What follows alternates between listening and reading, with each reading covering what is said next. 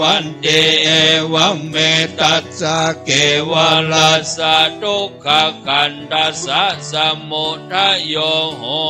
ติอวิชชายาตาเววาเสสะวิลาคานิโรธาสังขารานิโรโตสังขารานิโรธาวิญญาณานิโรโตวิญญาณานิโรธานามารูปนิโรโตนามารูปานิโรธาสลายตนานิโรโตสลายตนานิโรธาปัสสะนิโรโตปัสสะนิโรธาเวทนานิโรโตเวทนานิโรธาตัณหานิโรโตตัณหานิโรธาอุปาทานานิโรโตอุปาทานานิโรธาภวะนิโรโตภวะนิโรธาชาตินิโรโตชาตินิโรธาจลามลนังโสกปริเทวทุกขโทอนัสสุปยาสานิโรจันเดเอวเมตัสสะเกวลัสสะทุกขขันธัสสะนิโรโธโหติอัตเนกาชาติสังสารังสันทาเวสังอเนเวสังขาการังขเวสันโตทุกขาชาติปุณณปุณังขาการกาติโทเสปุณณเคหังนากาสิสัพพเทภาสุกาภคาคากุตังเวสังคตังวิสังขาราคตังเจตังตัณหานังขยามัชฌะคาติทาเวปตุภวันติธัมมาตาปิโนชายโตพระมานัสสะตัสสะกังขาวปายันติสปายโตปัจจานาติสาเหตุธัมมังยถาเวปตุภวันติธัมมาตาปิโนชายโตพระมานัสสะตัสสะกังขาวปายันติสปายโตขยังปัจจายนังอเวเทยถาเวปตุภวันติธัมมาตาปิโนชายโตพระมานัสสะวิทูปยังติทาติมาละเสนังสุโรวะโอภาสยามันตาลิขันติโยทิโลสัพปติทันโตสุโธอาปาติปุกะโลอะระหังสุขโตโลเกตัสสะหังปริจาระโคเยธัมมาเหตุปปวะเตสังเหตุงตถาคโตอาหะเตสัญจโยนิโรโธเอวังวาติมหามโนนายันติเวมหาวิลาสธัมเมนาตถาคตาธัมเมนานิยามานานังกาสุยาวิชานาตันติอิติเจตโสอัปปมัจจโตมุนิโนโมนาปเทโสเสเกโตโสกานาภวันติตาทิโนอุปสันทัสสะสัทธาสติมาโตติองสาหัสสมาเปเนเมตัสสะวุตันตังกิเมกาลังวนเตตังโกรัสสะเสนามารังดานาติธรรมเวเทนาจิตวา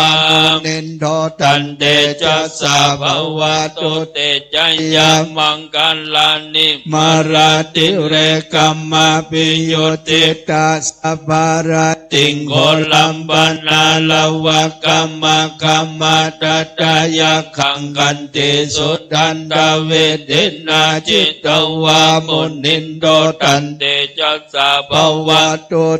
จยมังกลานินารากิริงกัจจาวรังอติมัตตาปุตังตวากิจจกรรมสเนวาสุตารุนันตังเมตัมโปเสกาเวนเดนาจิตวามุนินโดตันเตจัสสะภวะตุเตจยมังกลานิโอคิตาคะกัมมาติอัตตาสุตารุนันตังดาวันติโยจนะปะตังกุลิมาลาวันตังเอเตเปสังกัตตมโนจิตตวามุนินโดตันเตจัสสะภวะตุเตจยมังกลานิกัตตวนากัตตมุตตะลังเยวะกัปปินิยาจินญายาตุตะวัจจนังจนากายมัจเจสันเดนะโสมาเตนะจิตตวามุนินโดตันเตจัสสะภวะตุเตจยมังกลานิสัจจาหัญญมติสัจจกวาตาเกตุงวาตาโรปิตะมนังอติอันทะโพตังปัญญาปฏิปัจจลิโตจิตตวามุนินโดตันเตจัสสะภวะตุเตจยมังกลานินันโดปนันดาปุจจกังเวปุตตังมหิติงปุตเตนะเทระปุจจเกนะธัมมาปัญญันโตเอโตปะเดสเวทินาจิตตวามุนินโดตันเตจัสสะภวะตุเตจยมังกลานิทุกขาเตเตปุจจเกนะสุตตาตังพระมังเวสุเตจุติเมติภกาปิตานังญาณกเตนะเวทินาจิตตวามุนินโทตันเตจัสสะภวะตุเตจยมังกลานิตาเปบุตตจยมังกลาตากาตาโยวาจันโนตินาติเนสรัตเตตันเดตเจนะโหนตุเตจยมังกลังจยันโตโพธิญามุเลสกายานังนันเดวัตโนเอวังตวังวิจโยโหหิจยสุจยมังกเลอปราชิตาปัลลังเกสิเสปดาวิโปกเลอภิเสเกสัพพพุทธานังอาคัปปโตปโมดาเตสุนักตังสุมังกลังสุปปะตังสุโหติตังสุกันโดสุมุงอนโตจันสุญิตังพระมาจาริสุปะทักกินังกายกัมมังวาจากัมมังปะทักกินังปะทักกินังมโนกัมมังปณิติเตปะทักกินาปะทักกินังกัตตวนาลพันตเถปะทักกิเนโสอัฏฐลาโตสุกิโตวิลุนโหปุถทศาสเนอโลโกสุกิโตอิสหัสสเปนิยาติวิสาตาลตาสุกิตาวิลุนาปุถทศาสเนอโลกาสุกิตาอิสหัสสเปยาติวิเตอัตตาลตาสุกิตาวิลุนาปุถทศาสเนอโลกาสุกิตาโหทัสสหัสสเปหิยาติภิกัตตัวพุทธารัตนังวสทังวุฒัมมังบาลังเอตังเทวมนุสสานังบุตตเตเจนะโสตินานาสันโดปัตตวาสเปตุกาอุปัสสเมนตุเตสกัตวะธัมมารัตนังวสทังวุฒัมมังวลังบาริลาอุปัสสมนังธัมมเตเจนะโสตินานาสันโดปัตตวาสเปปัญญาอุปัสสเมนตุเตสกัตวะสังฆรัตนั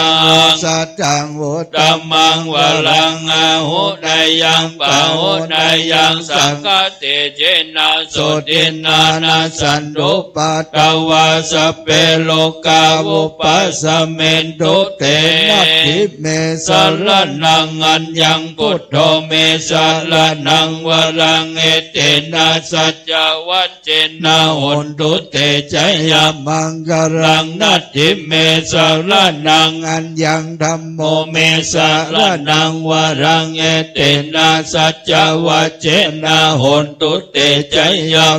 กัลลังนัตถิเมสารนังอัญญังสังโฆเมสารนังวรังเอเตนะสัจจวัจเจนะโหนตุติจยมังกลังจินเจรัตนังโลเกวิจัตติเวเวตังบุตโตรัตนังบุตตัสสมังนาทิตัสสมาสุติภวันยังกินเจรัตนังโลเกวิจัตติเวเวตังบุตโตรัตนังธัมมัสสมังนาทิตัสสมาสุติภวันตุเตยังกินเจรัตนังโลเกวิจัตติเวเวตังบุตโตรัตนังสังฆัสสมังนาทิตัสสมาสุติภวันตุเตทิโลเกศิลคุณโนสัจจังโสจยานุทัญญาเตนะสัจเจนะกามิสัจจกิริยามนุตตะอวจิตตวาธัมมาพลังสริตวาปุปเกจินเนสัจจะพลังมวัสสยาสัจจกิริยามกาสหังสันติปะขาปัตตนาสันติปตาวัญญนามาตาปิตาจานิกันตาจัตตะเวทาปฏิกัมมาสหัสเจกเตไมหังมหาปัจจาริโตสิกิลเสโสลัสสะกะเรสะเนโอตะกังปัตวายทาสิกิสัจเจนะเมสมโมนาทิเอสะเมสัจจะปาลเมเต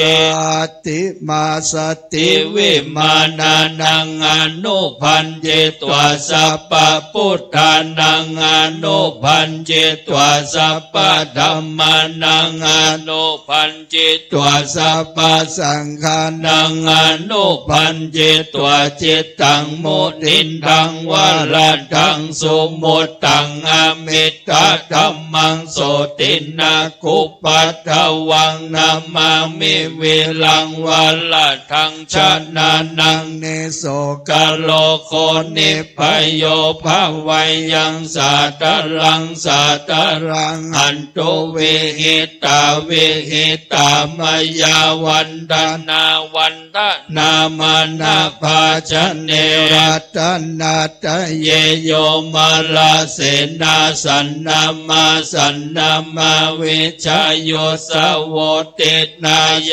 ปินามุจิตาโสมิเทตุยายันเชโนมุนินทาโคตมังโมหังหันตัวโพเทสิปังกาชังชนังสัมมาลังสีหิโสสัมปะเลตุมังเจโนพุทโธพุทธติสัจจานิพุทโธสัพพัญโยตังปัตโตพุทโธสัตเตปะโพเทติพุทธังวันทามิสิลาสาอังพุทธังวัจจามิสัลลันนังคะโตทัสสายุติโกอัปปะทาสิตินาวายุโสนามังสุสุปิปุกุเลลาวิเทโทสิตุเวอโหติกะโคกะโตโลกาวาเลทะเทโคจาปิสเพวะลัมมายุวันเตวันดามิหันเตวะลาเตถามาเลพุทธพุทเตหิเจหิจา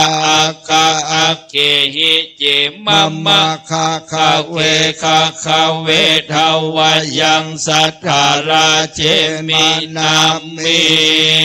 เตเปโสภังกวาเตมิโยนามาภังก วาเศรษฐังวัฏกังอารัมมนังทุวังโสอังพุทโธภเวสติกุศลตาธัมมาสัมมาสัมพุทโธอิติปิโสภะคะวามหาชนะโกนามาปังคะวาเศรษฐังวัฏกังอารัมมนังทุวังโสอังพุทโธภเวสติ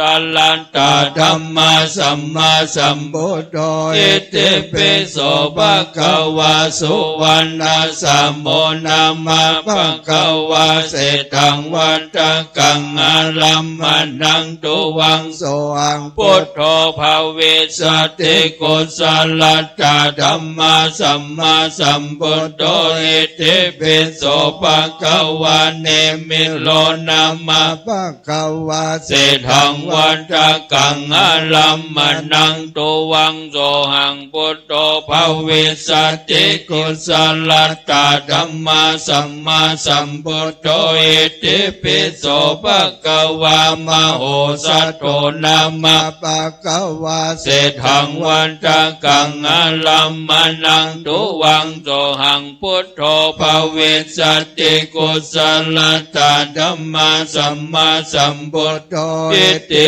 ปิโสภะคะวาปุริตัตโตนามาภะคะวาเศรษฐังวัฏกังอารัมมนังทุวังโสหังพุทโธเวสติกุศลตาธัมมาสัมมาสัมพุทโธอิติปิโสภะคะวาจันตังกุมารโรนามาภะคะวาโสตังวัฏกังอารัมมนังทุวังโสหังพุทโธภเวสติกุศลตาธัมมาสัมมาสัมพุทโธอิติปิโสภะ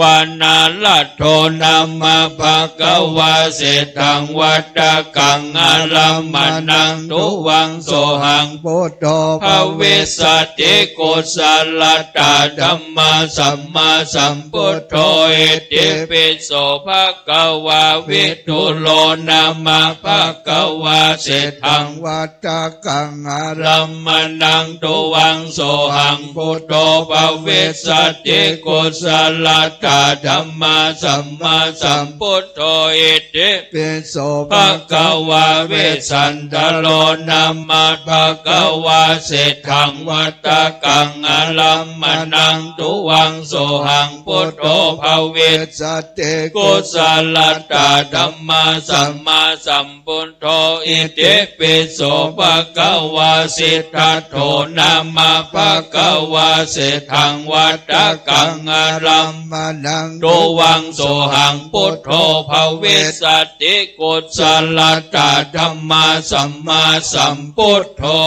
อิติปิโสภะคะวาทานาปารมีสัมปันโนทานาอุปปารมีสัมปันโนทานาปารมัตถปารมีสัมปันโนเมตตาไมตรีกรุณามุตุตาอุเบกขาปารมีสัมปันโนอิติปิโสภะคะวาศีลปารมีสัมปันโนศีลาอุปปารมีสัมปันโนศีลปารมัตถปารมีสัมปันโนเมตตาไมตรีกรุณามุตุตาอุเบกขาปารมีสัมปันโน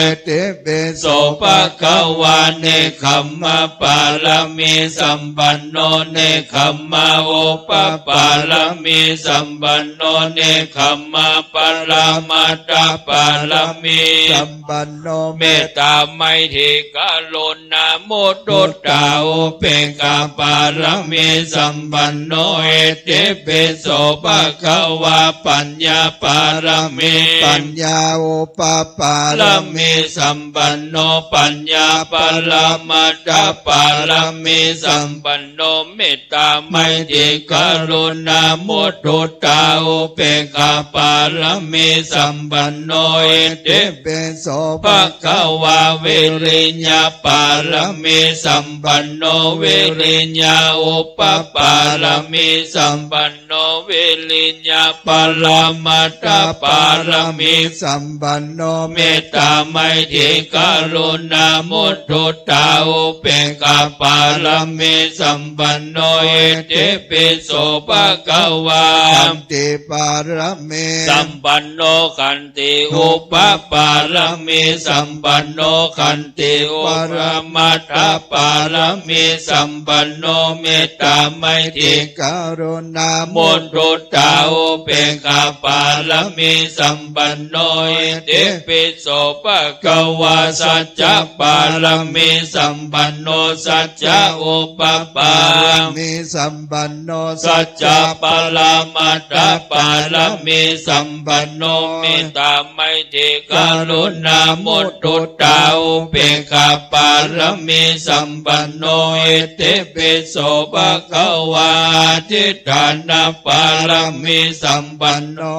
ทิฏฐานาอุปปารมีสัมปันโนอทิฏฐานาปรมัตถปารมีสัมปันโนเมตตาไมตรีกรุณามุทุตาอุเบกขาปารมีสัมปันโนอิติปิโสภะคะวาเมตตาปารมีสัมปันโนเมตตาอุปปารมีสัมปันโนเมตตาปรมัตถปารมีสัมปันโนเมตตาไมตรีกรุณามุทุตาอุเบกขาปารมีสัมปันโนอิติปิโสภะคะวาตะเปกขาปารมีสัมปันโนอุเบกขาปารมีสัมปันโนอุเบกขาปรมัตถปารมีสัมปันโนเมตตาไมตรีกรุณามุทุตาอุเบกขาปารมีสัมปันโนอิติปิโสภะคะวาตัสสะปารมีสัมปันโนตัสสะอุปปารมีสัมปันโนตัสสะปรมัตถปารมีสัมปันโนเมตตาไมตรีกรุณามุทุตาอุเบกขาปารมีสัมปันโนอิติปิโสภะคะวาสมาติงสะปารมีสัมปันโนอิติปิโสภะคะวาปัญจมหาปริจจคปารมีสัมปันโนอิติปิโสภะคะวาทนาปริจจคปารมีสัมปันโนอิติปิโสภะคะวาอังค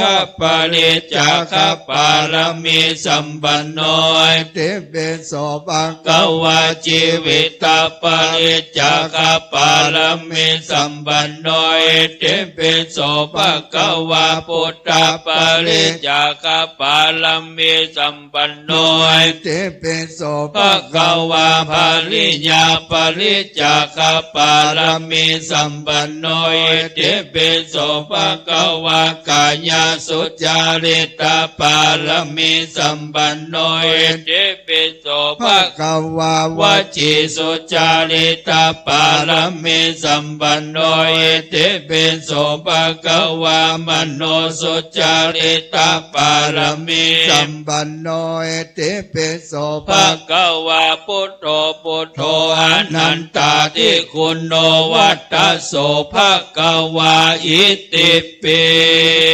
เทตยัญจักขุมมาเอกลาจาริสวรรณโนปันดาเวปัปะโสตังตังนามาสามิหาลิสวรรณังปันดาเวปัปะสังกายาจักขุตาวิหาเลมุติวาสังเยปรามนาเวดังโคสัพพะธัมเมเตเมนะโมเตจามังปะลัญญันโตนะมาโตพุทธานังนะมาโตโพธิญาณโมวิมุตตานังนะโมวิมุตติญาอิมังโสปาริตังกัตถวโมโลจาลติเอสนาโยโคอนันดาภิกขุวาภิกขุณีวาอุปาสโกวาอุปาสิกาวาธัมมานุ ธรรมปฏิวิหารติสามิจิปฏิปันโนอนุธรรมจาริโสตถาคตังสักกะโรติคาลุกาโลติมานิติปูเจติปัลลมายาปูชายาตัสสมาติหานันทธรรมานุธรรมปฏิปันนาวิหาริสัมมาสัมมิจิปฏิปันนาอนุธรรมจาริโนติเอวันหิโวอนันทสิกิตพันติโยวาอนันทมยาธรรมโมจาวินโยจเตสิโตปัญญโตโสโวมนมัจจเยนะสัทธาหันตันทานิภิกขเวอมันตยามิโววยธรรมสังขาราอัปปมาเทนะสัมปันเตตาติ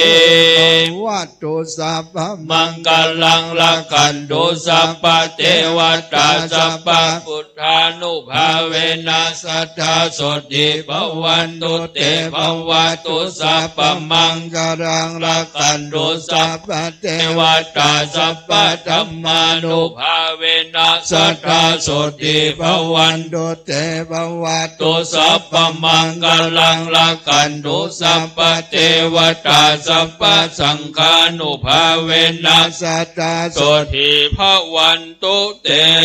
ทุกขปัตตาจนิทุกขาพยปัตตาจนิพยาโสกปัตตาจนิโสกาหุนตุสัพเพปิปานิโนเอตาวตาจามเมหิสัมบันตังปุญญาสัมบันตังสัพเพเทวานุโมทันโตสัพพสัมปติสิทธิยาทานังดันโตสัตตยาสิลังลักขันโตสัพพตาภาวนาปิลันตาอุนตุขัจจันตุเทวตากัตตาสัพเพพุทธาภลปัตตาปัจเจกานัญญยังพลังอรหันตานัญญเตเจนาระขังบันทามิสัพพะโสสุโขพุทธานังอุปโตสุขาสัทธัมมเทศนาสุขาสังฆาสามัคคีสมัคคนังตโปสุโขติโยเสโทจันเนตัสสมิงเอโคตปฏิชายโนวิชาจารณะสัมปันโนโสเสโทเทวมนุษย์เศติวาตาอาทิจโจรติมาปฏิจันติมาสันนโทคัตติโยตปฏิชายิตปฏิพรหมโนอัฏฐสัพพมโหรัตตังบุตโตตปฏิเตจัสสาอะโลกิยารมาลาภาสันตุติปัลลมังกนังวิสัสสะปัลลมัญญตินิพพานังปัลลมังสุขังวันตามิพุทธังสัพพังเมโตสังฆมัตตเมปันเตวันตามิธัมมังสัพพังเมธรรมเมวันเตวันตามิสังฆังสัพพังเมโตสังฆมัตตเมปันเตวันตามิคารุปจายจาริเยสัพพังเมโตสังฆมัตตเมเตวันตามิกัมมัฏฐานุสัพพังเมโตสังฆมัตตเมปันเตวันตามิอาราเมปัตจิมันยังสัพพังเมโตสังฆมัตถเมปันเตวันตามิเจติยังสัพพังสัพพทาเนสุปฏิติตาสริลาตาตุมหาปุถิงบุตตาโลปังสักกาลังสัตตานากาโลเกเทวาโลเกพระมาโลเกจัมโบ เปลังกาเจเปสเรลาธาตุโยเกสาธาตุโยละอันดาธาตุโยเจติยังกันดาโกจิงยตุลาสิติสาเจตัมมากันเดสัพเพสังปาทาเจติยังอังวันตามมิสัพพะโสจามิพันเตสัพพังอปาราตังกัมมาดัมเมพันเตมัญญากตังปุญญังสามินานุโมติตัพพังสามินากตังปุญญังไมหังตัตพังสาธุสาธุอนุโมทามิอายุวันโนสุขังพระลาสาธุอายุยืนยาวร้อยสาวเหมือนกันเด้อ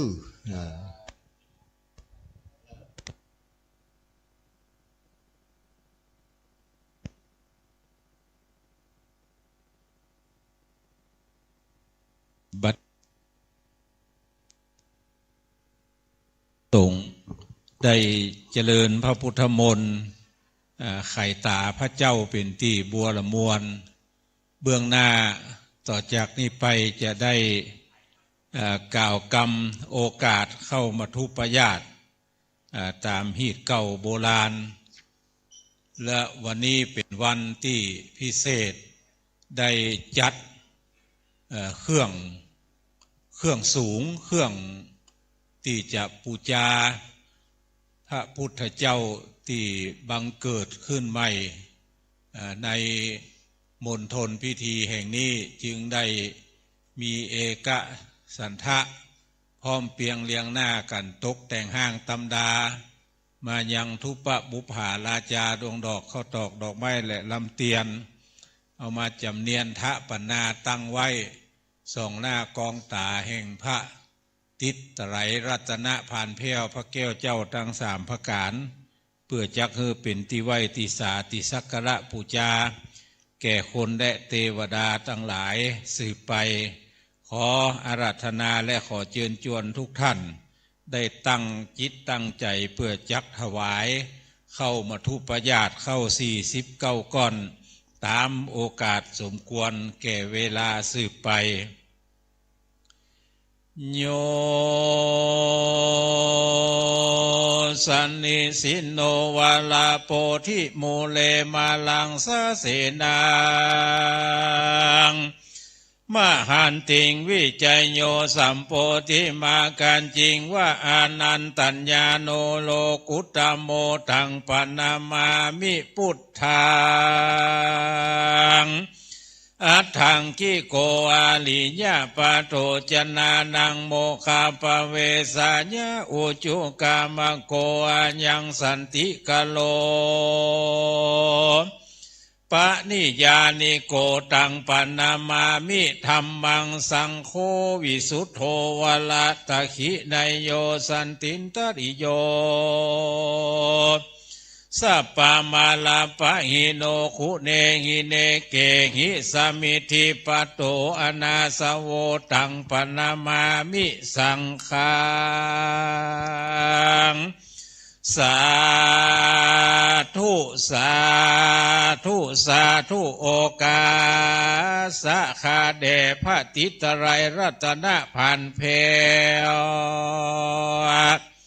พระเกี่ยวเจ้าตั้งสามประการและพระเกี่ยวเจ้าตั้งอาจำพวกพร้อมกับโดย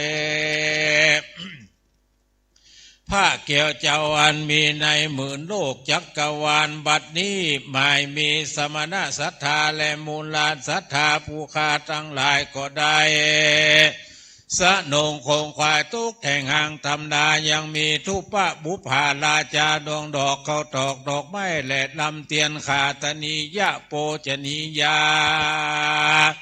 ทั้งหลายมวลฝูงนี้จึงได้ปากันเก็บมาวางเวียนไว้เหนือขันและพานตั้งไว้ไกลสมุขีฐานแห่งองค์พระผู้บานสัมมาสัมพุทธเจ้า เดิมเพื่อว่าจักมาปูจายังพุทธปิมปาสารูปเจ้าเก่าใหม่ใหญ่น้อยอันทะปนาตั้งไว้ในละวงคงเขตอันใดอาราธนาพระสังฆเจ้าได้มาเสกซ้อมย่อมยศพุทธปิมปาพุทธาภิเษกเป็นที่บัวรมวลสมควรไหวไวสาสักการะปูจาแก่คนและเทวดาทั้งหลายผู้ค้าก็จึงได้นำมายังขาตนียะโภชนียามาทะปนาถวายเป็นตานเถิงแก่พระผู้บานสัมมาสัมพุทธเจ้าวาสนีเตดีลีโยกาวจลาปันติตานักผาเจ้าอันเกิดแล้วเป็นมาได้กระทำมังกลกรรมปูจายังพระกวาคือว่าพระพุทธเจ้าโดยอามิตรสิ่งของทั้งหลายมวลฝูงนี้ได้เสวยยังอานิสังสะเวสันตละลอยสีมากน้อยโดยประการฉันได้ดังอันก็ดีก็ขอให้ผู้ค้าทั้งหลายได้เสวยยังอานิสังสะเวสันตละลอยสีเสมอดังโยกาวจลาปันติตานักผาเจ้าอันเกิดแล้วเป็นมาปางก่อนโดยดังผู้คาจักน้อมเวนเกณฑ์ตานตามมกทะภาษาบาลีว่าอิมานิมะยังพันเตทุปะบุภาลาจตานังเอกุณะปัญญาสมาทุปาญาสะตานังพุทธัสสะธรรมัสสะสังคัสสะสักกัจจังเตมะปุเจมะทีฆารตังอัฏฐายะหิตายะสุขายะญาวะนิปานายะโหนตุโนนิจังตุติยัมปิอิมานิมยังพันเตทุปะบุภาลาจตานังเอกุณะปัญญาสมาทุปาญาสะตานังพุทธัสสะธรรมัสสะสังคัสสะสักกัจจังเตมะปุเจมะติฆารตังอัฏฐายะหิตายะสุขายะญาวะนิปานายะสังวัตันตุโนนิจังตะติยัมปิอิมานิมยังพันเตทุปะบุภาลาจตานังเอกุณะปัญญาสมาทุปาญาสตานังพุทธัสสะธรรมัสสะสังคัสสะสักกัจจังเตมะปุเจมะตีฆรตังอัฏฐายะหิตายะสุขายะญาวะนิปานายะปัจจโยโหตุโนนิจัง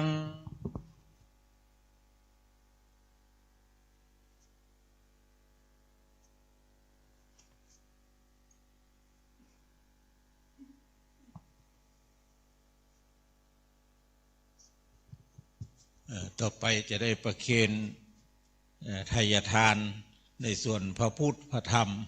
แล้วก็ในส่วนพระสงฆ์สืบไปในส่วนพระพุทธขอเชิญนายวสันต์สายปัญญาได้เกณฑ์พระเจ้า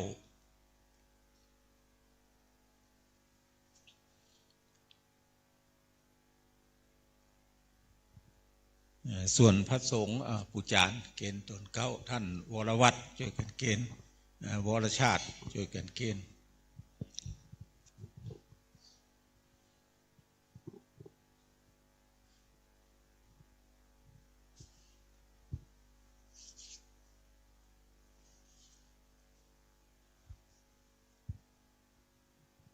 พร้อมแล้วเกณฑ์ในศรัทธาของแม่เนาะช่วยกันเกณฑ์เนอะคุณพันนิตาลูกมาน้อยเย็นลูกมาสมลูกมามิสเตอร์ช่วยกันเกณฑ์คนชุดเลย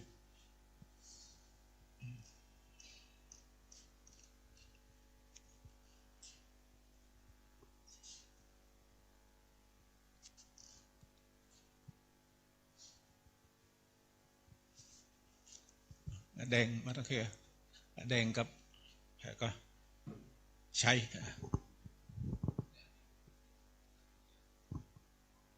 ท่านหานิมนต์ให้เลย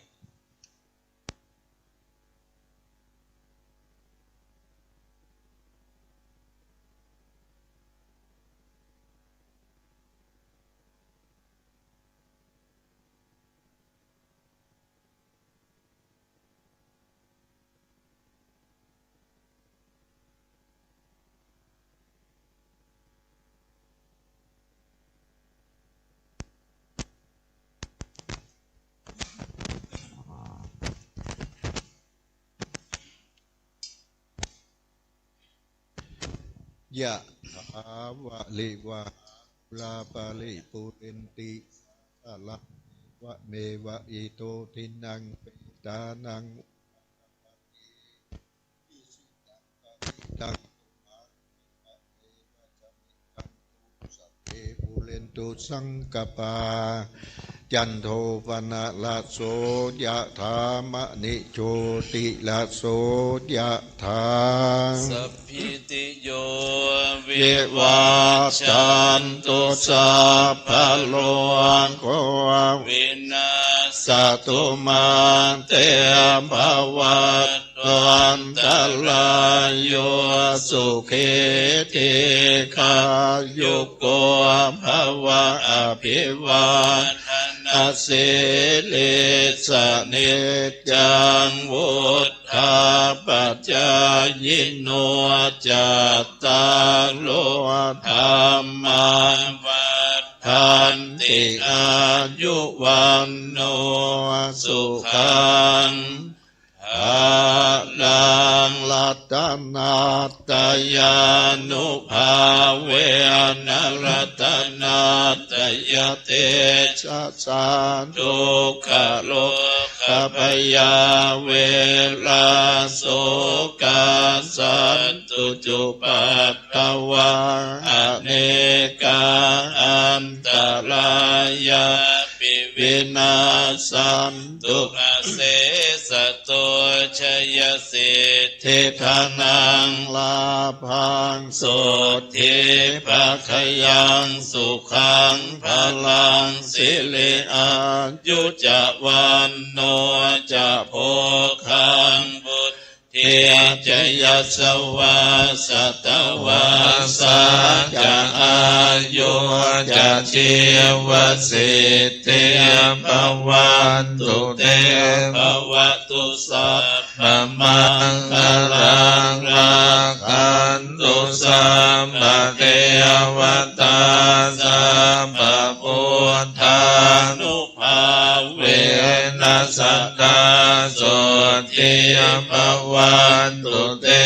ภวันตุสัมปมังคลังรักขันตุสัมปเท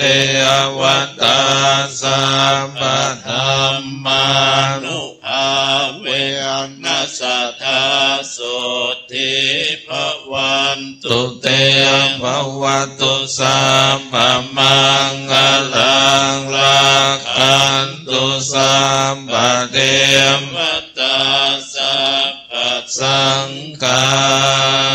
นุเวนัสสตาโสทิภวันตุเตสาธุต่อไปสาธุชนญาติโยมทุกท่านตั้งกรรมปรารถนาโดยการแผ่เมตตาขวดน้ำอิตังยังกิกิพร้อมกันเป็นขั้นตอนลำดับพิธีการสุดท้ายอิตังทานากัมมังนิพพานาปัจจโยโหตุโนนิจังอิตังสิรามนาปัจจโยโหตุโน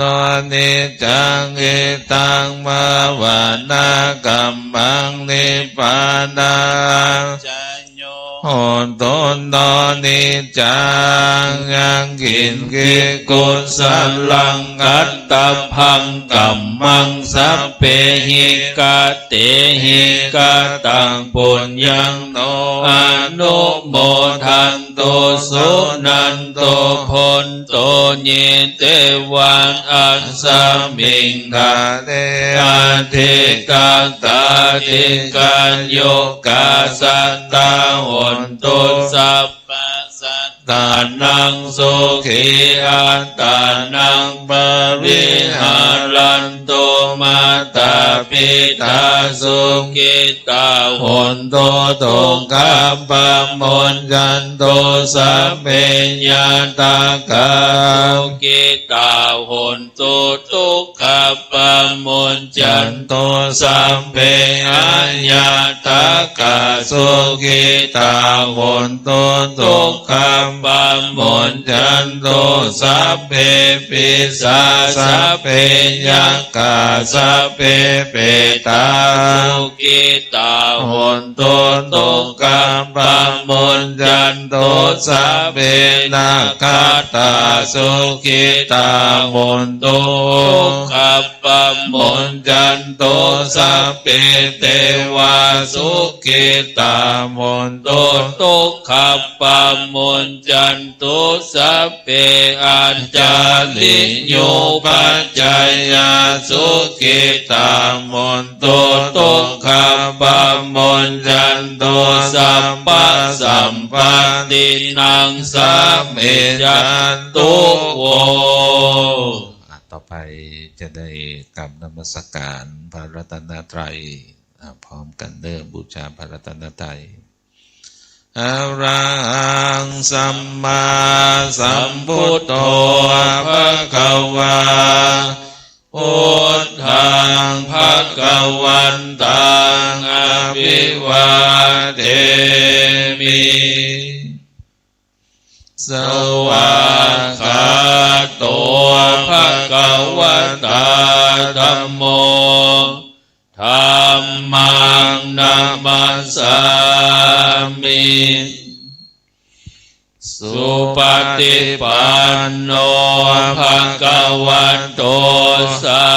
วกสังโฆสังฆังนัมมามิ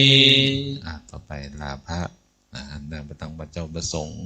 อาจารย์ลาภะกลับไปบ้านประจองเดิม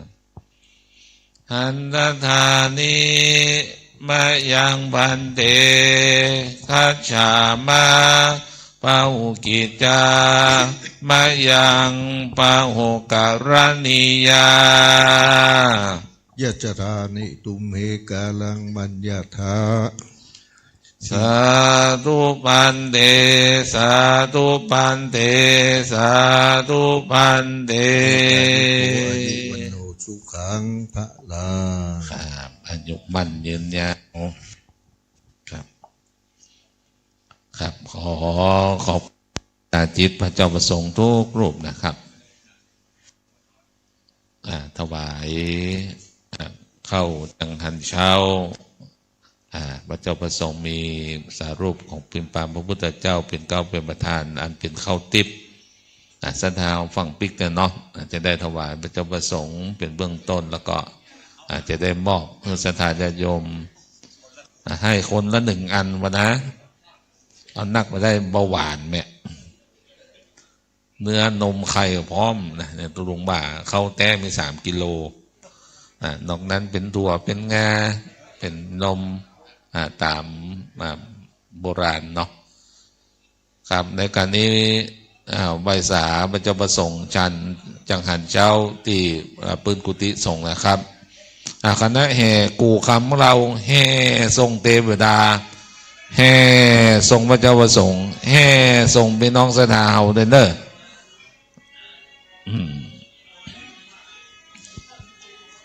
ครับขอบคุณทีมงานถ่ายทอดสดของวัดฝ่ายหินด้วยนะครับ 104.50 เมกะเฮิรตซ์ขึ้นสีข่าวของเรา8 จังหวัดภาคเหนือได้ถ่ายทอดสัญญาณทางคลื่นวิทยุทาง Facebook คือสถานญาติโยมเราได้ติดตามอยู่ทางบ้านสามารถรับชมติดตามการรับฟังการออกอากาศได้ในภารกิจสำคัญทางพระพุทธศาสนาอย่างอีเนาะแต่ตอนนี้เป็นธรรมวิทยาทานเผยแผ่ประเพณีและวัฒนธรรมอันเป็นสิ่งสืบทอดคือศรัทธาญาติโยมปอุ้ยเมอุ้ยที่มาได้มาอยู่ทางบ้านก็สามารถร่วมบุญได้เนาะครับพระเจ้าประสงค์ทางคลื่นสีขาวสามารถร่วมบุญได้กดแชร์กดไลค์ก็เป็นการเพิ่มบุญเพิ่มกุศลศรัทธาญาติโยมเฮาก็กินข้าวเจ้าด้วยกันก่อนเนาะกินว่าข้าวต้มเหมือนเดิมคำนิมนต์พระเจ้าประสงค์นะครับเปิดกุฏิส่งที่รับรอง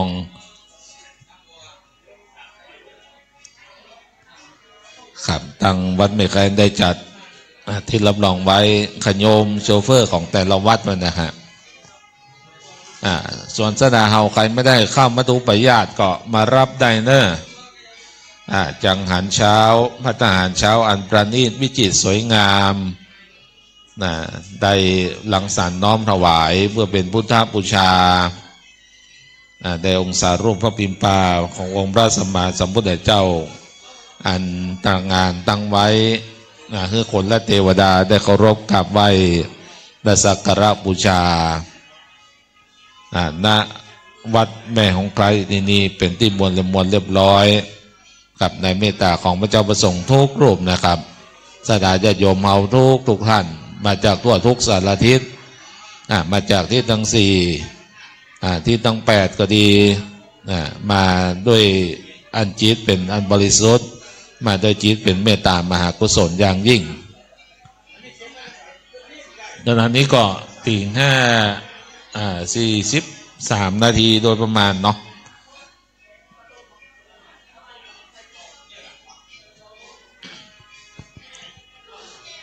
บุญใดกุศลใดที่ศรัทธาญาติโยมตั้งใจประกอบบุญนั้นกุศลนั้นก็พันสำเร็จดังมโนรสปรารถนาตามดังพุทธวจนะที่กล่าวไว้ว่าขอเดชะพระพุทธรัตน์กำจัดทุกข์เจริญสุขสิริศักดิ์เป็นหลักฐานขอเดชะพระธรรมรัตน์กำจัดพานให้ไปสารผุดผ่องพ้นผองภัยขอเดชะพระสังฆรัตน์กำจัดโลกให้พ้นโศกสืบชนจนเกินไขขอเดชะคุณของพระรัตนตรัยอวยพรชัยให้ทุกท่านอยู่เป็นสุขทุกผู้ทุกคนด้วยแด่เทินอนุโมทนาบุญสาธุเนิ่ง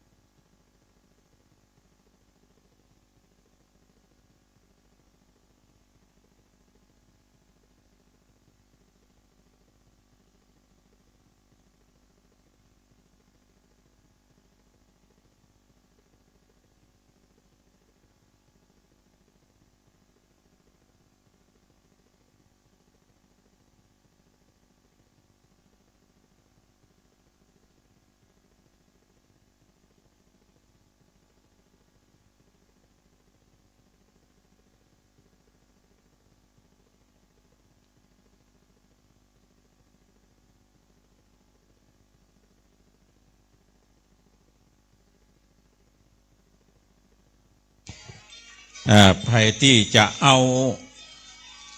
อย่างก็น้ำมนต์ก็ขึ้นมาเอาได้เนอะ